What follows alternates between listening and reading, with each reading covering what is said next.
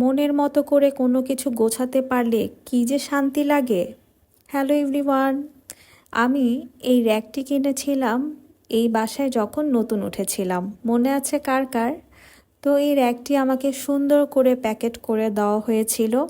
এরপর যেহেতু আমি আমার ক্লোজেট রুমটা তেমন একটা গুছাতে পারিনি, আমি র্যাকটা এভাবেই রেখে দিয়েছিলাম এবং আমি র্যাকটি কিনেছিলাম আমার যত সব জুয়েলারি আছে সব কিছুই র্যাকটিতে অর্গানাইজ করে রাখবো বলে। তো আমি আমার ক্লোজেট রুমটা বেশ গুছিয়ে ফেলেছি, ক্লিন করে ফেলেছি। এখন র্যাকটিতে আমার সব জুয়েলারি রাখার পালা। তো আমার এই ক্লোজেট রুমে আমার যেহেতু দুই সাইডে জানালা আছে, তো আমি দেখছিলাম যে কিভাবে রাখলে এটা ভালো লাগবে। সোজাসুজিভাবে রাখলে ভালো লাগবে নাকি একটু অ্যাঙ্গেল করে রাখলে ভালো লাগবে, এই দেখছিলাম। পরে শেষমেশ আমি একদম সোজা করেই রাখলাম এবং এই র্যাকটি দেখুন কি যে সুন্দর। ক্রাফট পান্ডা থেকে নেওয়া আমার এই র্যাকটি আমার বেশ মনে ধরেছে। ক্রাফট পান্ডা থেকে আমি আরও অনেক কিছু নিয়েছি, কিন্তু এই র্যাকটি আমার এত ভালো লেগেছে। র্যাক তো সেট করে ফেললাম, কোথায় রাখবো। এখন হচ্ছে জুয়েলারিগুলো বের করে নিয়েছি এবং আমার যত জুয়েলারি ছিল সব বের করে নিয়েছি। শুধু কয়েকটা বক্স যেগুলো হচ্ছে একদম দাওয়াতে যাওয়ার জন্য পরা হয় সেগুলো শুধু আলমারিতে রাখা হয়েছে।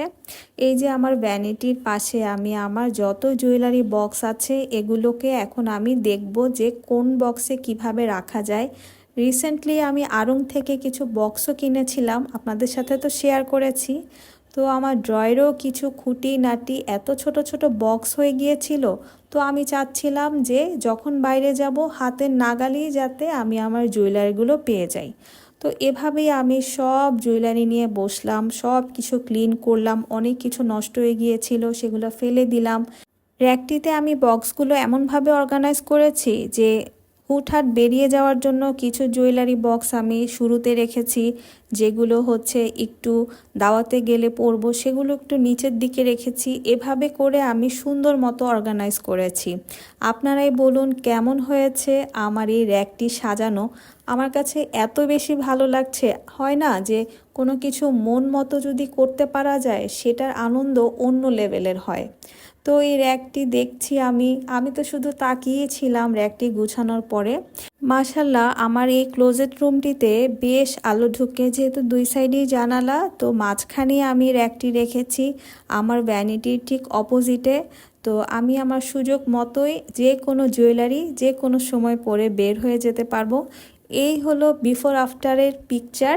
কেমন লাগলো অবশ্যই জানাবেন।